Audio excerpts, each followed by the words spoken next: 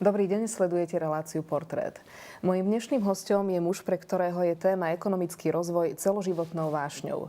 4 dekády pracoval v oblasti financií pre rozvojový program OSN. Takmer štvrtstoročie venoval práci vo Svetovej banke, odkiaľ v roku 1990 odchádzal ako jej riaditeľ.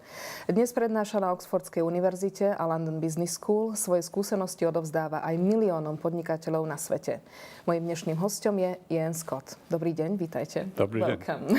Oh, you did it in Slovak. That's nice. Did you learn any other words in Slovak? No. No.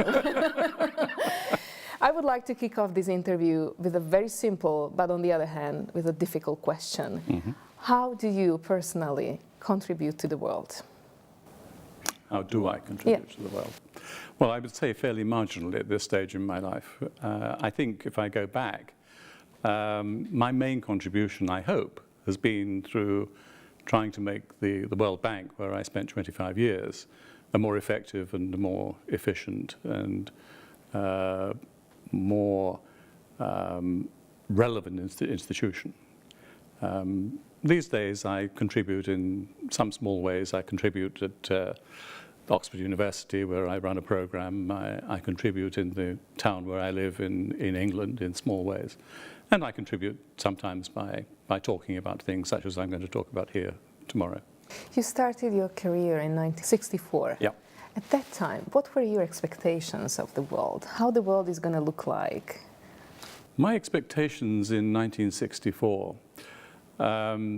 were that the major challenge facing the world as a whole were the problems of the poorer countries.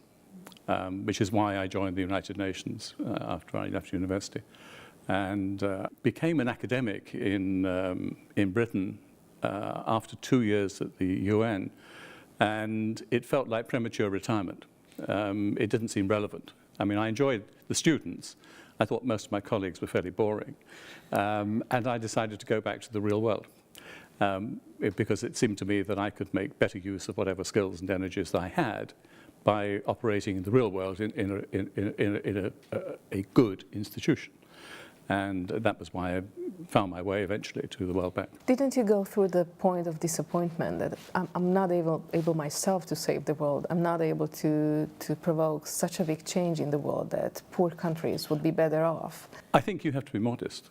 I think if you can make even a marginal contribution to change, if you can make or help to make, and I put it that way, if you can help to make an institution such as the World Bank more relevant to the problems facing the world, then you've made a marginal contribution. That's as much as one can hope to do. Your successor at the World Bank, Mr. Zorlik, the recent chief of World Bank, said just a few days ago, and I would like to quote, "The loss of market confidence in economic leadership in key countries like United States or Europe, coupled with a fragile economic recovery, and have pushed markets into a new danger zone." Mm-hmm. People wonder, what is the worst case scenario? I think if I knew the answer to that question, I would be very, very lonely. My honest opinion is that nobody knows the answer to that question at this point. There are multiple scenarios which are not good. Part of the time these days, I'm more inclined to take a pessimistic view than a positive view. Based on what? Of the United States, of Europe. And increasingly of some of the emerging markets, which is where I spend a lot of my energy these days, on emerging markets, such as notably China. I think there are certain things happening in China which point to fragility of the Chinese model and begin to raise questions about whether China can sustain its extraordinary progress over the last several decades. If it doesn't, then the downside risks for the world as a whole of a slowdown in the Chinese economy related to a diminution of demand for Chinese exports, because it's an export-driven economy, could be quite significant, and that would have repercussions for the whole world, just as the outcomes in Europe will have repercussions for the United States and everywhere else. The reality is, this is a globalized world. Everything is related to everything else. Everywhere is related to everywhere else. And the potential downsides I think are almost unforeseeable. There are some voices who believe that the crisis is healthy, in a way. Do you share that opinion? The model of what is sometimes called democratic capitalism, and democratic capitalism may be a contradiction in terms. There may be an antithesis between democracy and free market. There are some people who would argue that what is happening could mean that the model, the United States model, which is also the British model essentially, but not the German model and not the French model and not the Italian model, and I don't know enough about Slovakia to say the Slovakian model, but it's certainly different than the Russian model, the Chinese model, the Indian model, and the Brazilian model. There are lots of models of markets, but the free market, the freest market, which is where the economic considerations are dominant rather than the political or the social, which is what you have currently in the US and in the UK, which is leading to growing disparities of income and wealth and welfare, I think potentially could threaten the survival of that market system as we know it. I'm not saying it's going to unravel, and I'm certainly not saying there's going to be a political upheaval, but I'm saying the pressures could become very severe. Do you have grandchildren? I do. If they would ask you, Granddad, how did we get here? What would you honestly tell them? I've been watching the world for 25 years from the position in the World Bank. How did we get here? That's a very interesting question. If you go back to the 19th century, the free market really existed in Britain for a relatively short time, until about 1870, just 2 or 3 decades. Then people began to recognize that the Industrial Revolution in Britain had led to growing disparities of income and social conditions. Then people began to say, well, we must do something about education. We must do something about the social parameters, because this is not a sustainable long-term model. After the Second World War in 1945, and again referring to Britain, there was a massive emphasis on education and health. The National Health Service in Britain was invented at the same time as education was radically transformed at the end of the Second World War. There was an emphasis on social outcomes as well as economic outcomes. And it seems to me that there are 3 things we have to bear in mind. If you think of it as a triangle, 3 apices. 1 is economic, 1 is politics, 1 is social. So polity, economy, society. And the free market model emphasizes economy. It economizes economic outcomes. It places less emphasis on social outcomes. And I think we've shifted away in the free market systems from social concerns. As unemployment rises, as real incomes fall, as income distribution becomes more disparate, then I think we're going to see possibly, and this is a long answer to your question, what might happen. The good thing that might happen is that we might be forced back into a more balanced approach to balancing those 3 things of economy, polity, and society. Some people believe that there is a crisis in values people share, a crisis of humanity. That's what I'm talking about. That's exactly what I'm talking about. And they do ask questions. Where is trust disappeared? Who tells the truth? People don't know the truth anymore. They definitely cannot read it in the newspapers. So people do experience on an everyday level that there is something going wrong with humanity. I don't want to sound too spiritual, but people do approach this problem from this angle. But trust, I think, is a hugely neglected issue. And it applies on a very large scale at the level of the nation state. And it applies on a very small scale in any organization within any nation state. Whether it's in the social sector, the economic sector, the political sector, any organization. Trust has 3 elements, and they all have to be present for trust to exist. And trust is simply an assessment. When we assess trust, what we're doing is collapsing the 3 elements. The 3 elements are mutuality or sincerity. It is caring about the outcome for the other person. It's when you have a negotiation and you say, and you mean it, I care about the outcome for you as well as for me. I want this to be good for both of us. That's mutuality. The second element, or sincerity, the second element is honesty or integrity. That I say the same thing to you that I'm going to say to somebody in 5 minutes' time in another room. I don't go say one thing to you and then something slightly different, or even very different to somebody else. That's honesty. The third element is results, is performance. If, as the director or the president of an organization or a country, I establish a great deal of trust based on honesty, or potential trust based on honesty and sincerity, but I take my organization out of business because we lose market share or the profits collapse, the share price falls, you're not going to trust me. All three things have to be there. And most organizations, in my judgment, haven't got a clue about that. This is what you see, this is what you experience? Absolutely. Trust is the glue that holds organizations and countries together. If politicians portray sincerity, mutuality, I care about you, we're in this together. I mean, how many times do you hear politicians in every country say, we're all in this together? When in fact, what they're doing is delivering results that suggest there's something entirely different. You're not going to trust that person. Trust is very rare, and it's very difficult to establish once you've lost it. It's very easy to lose, but it's hard to rebuild, but it's possible. Are you a strong believer that the younger generation can really just do this job? I have immense faith in the younger generation. Yeah? Yes, I really do. I mean, I do come into contact mostly with graduate students these days at Oxford University, but the thoughtfulness, the sincerity, the integrity, the mutuality that I see and hear, not only in what they say but in what they do, gives me immense confidence in them. They're thoughtful, they're courageous, they're generous, and I think that they actually have the potential to create a better world than we're going to leave them. And of course, you asked me if I had grandchildren. I have four grandchildren, I have 5 grandchildren, I have 4 children. And I talk to them all the time. I mean, they're the most important, apart from my wife, the most important people in my life at this point. And although they range in age from 10 to 9 months, and the last one, of course, doesn't talk a lot yet, to say the least. Don't you feel disappointed in the moment that we didn't prepare for all these children and young people a better future? Yes, but you know, it's always easy to look back, isn't it? And to say we could have done better. Yes, we could, had we known.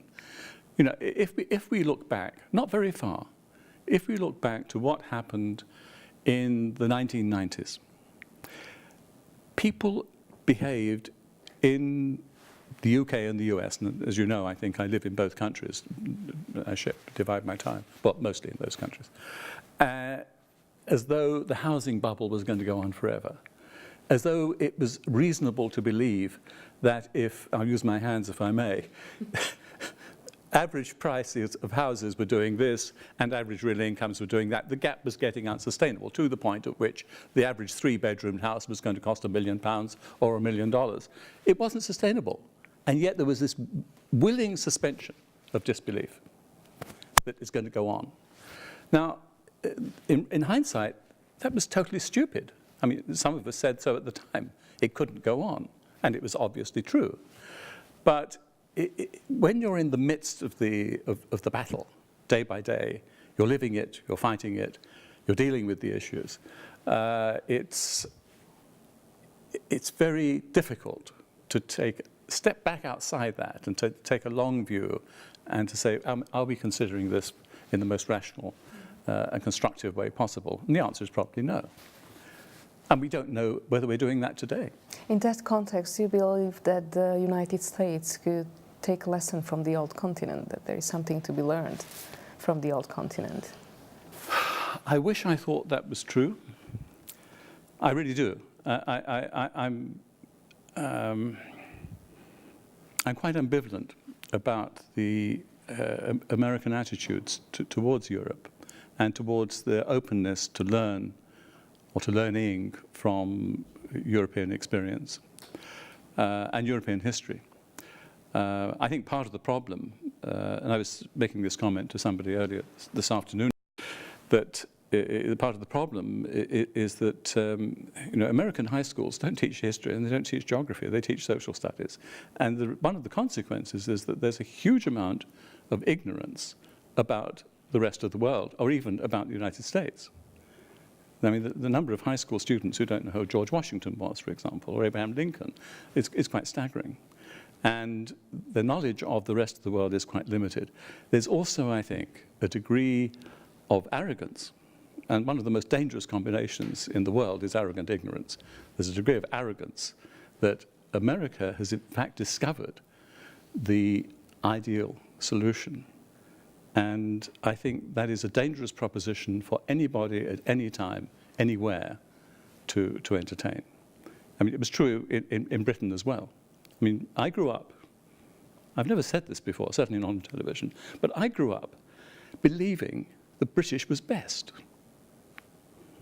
I don't think that anymore. I mean, but I did believe that. And I think lots of Americans really do believe. You cut them open and you'll find deep down inside, at their core, they actually believe that America's found perfect solutions, the perfect interpretation of the Enlightenment. And I think that's a dubious proposition. So the degree of openness in America to the experience of the rest of the world, the degree of openness to the idea of being able to learn from other experience, particularly European experience, I think is not as great as I would like it to be. One of the consequences might be that if there is going to be a harm on some of the nations, I believe it's going to be the third world and poor countries. Do you think that there is a huge damage, the risk of huge damage on those countries recently? Yes, I do. I've referred a couple of times already in this conversation to emerging markets, because I run this program at Oxford, which is called the Emerging Markets Symposium. And what we do in the Emerging Markets Symposium is to organize one major event a year and then spin off activities from each of those events, which bring together leaders from the government, from the public sector, from academia, private sector, to focus on issues that are of high priority for emerging markets, such as health, such as urbanization, such as tertiary education, which we're going to discuss next January. It's pretty clear, much clearer now than it was even 5 years ago, that the big emerging markets, by which I mean obviously China, although I've got some questions about China currently, India, Brazil, Mexico, Turkey, Indonesia, and Russia we normally include as well, are doing very well by comparison with the wealthier countries. Those countries are growing. They've got all sorts of issues, all sorts of unresolved issues. And there are all sorts of social tensions in those countries too, including tensions arising from disparity of wealth and income, just as there are in Western Europe and in the United States. But I think the emerging markets have, in varying degrees, and this is a very broad generalization, taken off. They're in a much better place than they used to be. What is happening in the poorer countries, by which I mean mostly Africa and some parts of Asia and Latin America, is that they are getting left further behind. And so when we talk about disparities on a global scale, then I think the gap is actually going to grow, and it is growing. And it's alarming. It is extremely alarming. Take what happened in Haiti. As you know, there was a disastrous earthquake in Haiti. And the world rushed to Haiti to say, what can we do to help? How much would you like us to contribute? This is what we're going to commit. How much of that has actually been paid down? Very little. There's a gap between promise and performance, in other words. And of course, that leads to mistrust. But what it says also is that the capacity, the willingness of the wealthier countries to actually do something about the very poorest countries is not as great as it should be. And showing people they should care, because you hear politicians talking about that stuff, and you see organizations and charities. I know that you're advising Red Cross as well. Mm-hmm. You see and you say, well, okay, they do the job for me. That's how people approach this problem. It's nothing to do with me. Yeah, they ask me, what could I do in that global world? So what would be the answer for that average man or woman? What could you do for a better world? Well, I suppose one answer is political participation, isn't it? I mean, decisions ultimately get made in democratic countries through political systems. And if you participate in political systems, then you can, in fact, potentially make a difference. You can use your checkbook, you can send money, and that can be of help. But the average citizen has a limited scope for real participation on the ground in dealing with the more acute and urgent problems facing the very poorest countries. I mean, it's either money, or it's political participation, or it's activism and lobbying, it's raising awareness and consciousness, and pointing to issues. But that too is a kind of political activity, isn't it? You know, I'll be quite honest, I have sometimes been quite frustrated and even indignant about the way in which some celebrities, and I'll use that word quote unquote, have said the answer is to forgive the debts, the answer is to throw money at the problem and all will be well. It's far more fun, it's far more complicated than that. Problems are not simple. But doable? We assume so. We do know that the emerging market countries have found a way forward. We know that some other countries that we don't call emerging markets are finding their way forward. Some of them currently are having to do it. I mean, Malawi, for example, which was doing extremely well, is currently having some difficulties. Now, hopefully they'll find a way through those. So there's encouraging evidence that countries can find solutions of their own. And ultimately, they have to be their own solutions. They can't be imposed and they can't be contributed. Nation states are sovereign, and nation states are the framework within which they have to find their own solutions. I would like to move on with a personal question. When we mentioned the internet, I had a really big problem to find any information from a personal site on the internet. But what I did find was the information that you really love sailing. What do you love about that? Well, I divide, for certain purposes, I divide the world into two kinds of people. Thinking about sailing and boats. There are boatmen and there are sailors. Sailors, at one extreme, a sailor is somebody who just loves sailing. He's not interested in the boat. In the same way, there are people who love to drive. They haven't got a clue what goes on in the car, what's in the engine, even where to put in oil or water, but they love to drive. And there are sailors like that. They want to get on a boat and they go sailing sometimes as fast as possible, sometimes as far as possible. They're not interested in the boat as an artifact. I am fascinated by the boat as an artifact, particularly the wooden boat. I regard the wooden boat, any wooden boat. You should imagine the old classic wooden boat? Yes. Yeah. That's mainly what I'm interested in. I think of the wooden boat as one of man's most extraordinary achievements, because what is it? It's a collection of pieces of wood put together in a durable way to create something that is both beautiful and functional. It's sometimes said, a good boat can't be ugly, and I think that's true. Ugly boats aren't good. It means they don't work well. I am eternally fascinated by wooden boats, and I look on wooden boats as really an important part of our heritage, cultural heritage, which is why I've spent some of my time and a certain amount of money trying to preserve wooden boats. What do you like so much about the process? The satisfaction of saving something that is worth saving. There's an intrinsic value in something that has been part of civilization for a very, very long time. People began making boats out of wood a long time ago.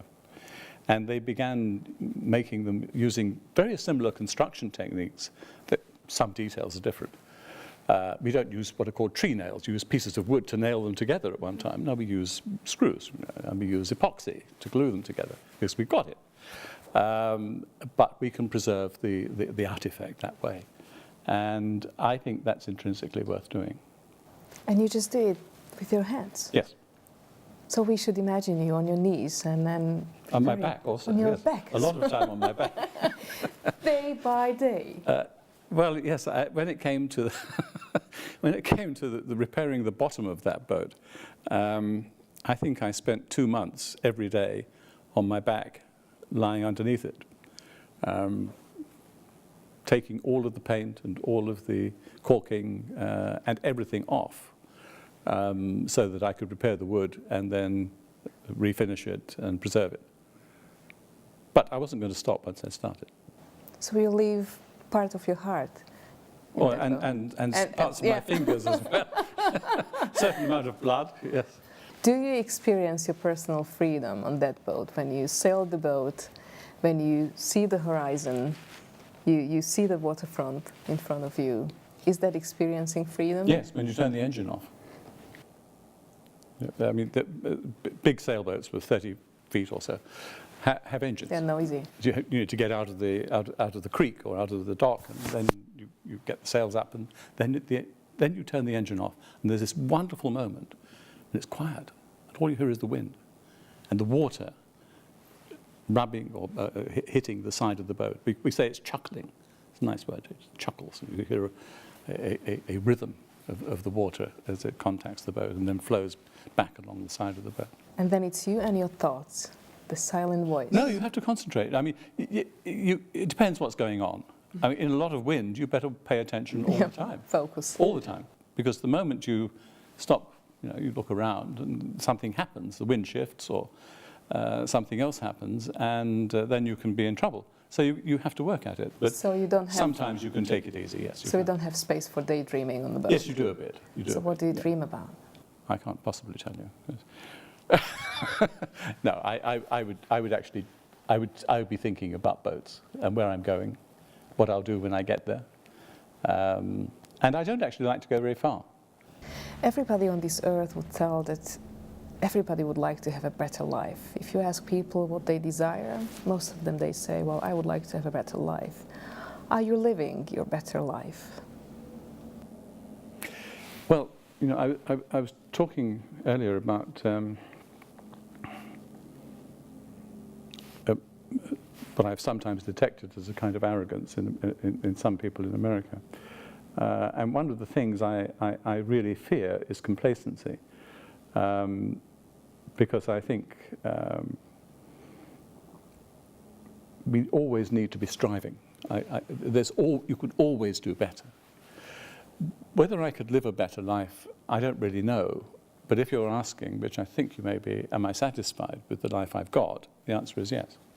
I mean, I really count myself incredibly fortunate. I was born at the beginning of the Second World War. Because of the Education Act that I mentioned earlier, which was part of re-knitting the social fabric of Britain from 1945 onwards, I was able to get good education at the expense of the state. And I came from a relatively poor background, so I wouldn't otherwise have been able to do that. So there was a window of opportunity through which my generation was able to climb.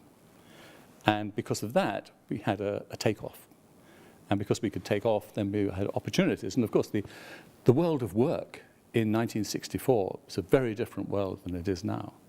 There were all sorts of opportunities because not that many people were born when I was born. So it wasn't that much competition. And so there were more choices, there were more opportunities.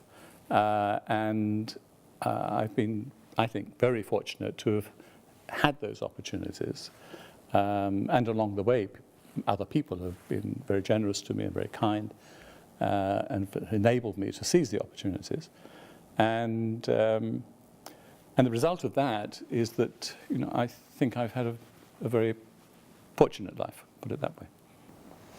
Thank you very much. I really do appreciate your openness for so many thoughts you never shared on TV. It has been my pleasure. Thank you very much. Thank you very much. Thank you. Dámy a páni, naším dnešným hosťom v relácii Portrét bol Ian Scott.